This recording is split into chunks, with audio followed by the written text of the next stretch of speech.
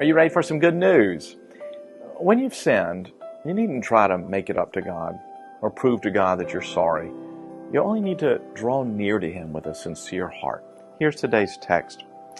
Create in me a clean heart, O God, and renew a right spirit within me. Cast me not away from your presence, and take not your Holy Spirit from me. It's Psalm 51, 10-12.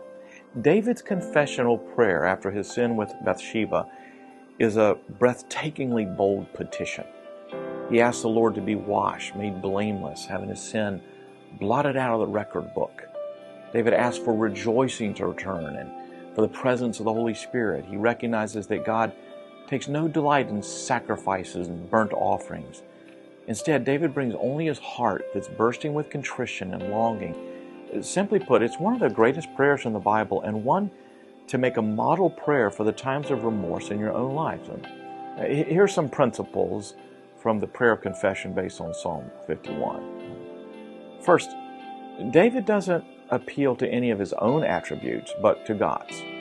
The sorrowful king doesn't say, "See how sorry I am," or contend, "Normally I'm pretty righteous." David makes no vow, "See how committed I am to doing better." He simply declares the goodness of God and draws near to Him. David is a man who understands and yearns for the grace of God.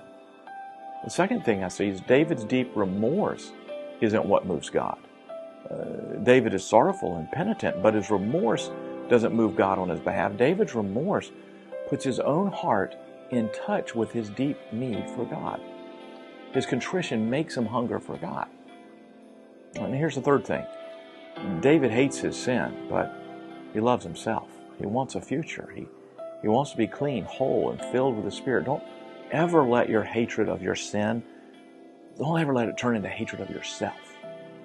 And fourthly, David makes no attempt to wash himself. He offers no sacrifice to make up for his sin, no penance, no vow, no self-improvement plan. Instead, the remorseful king clings to the grace of God. David confesses his sin not in despair, but in hope.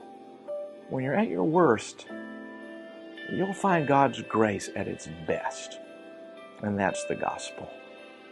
Well, that's today's daily devotional. I hope you've heard this full message on the radio or online. If not, you can get it for free at sharingthelight.org.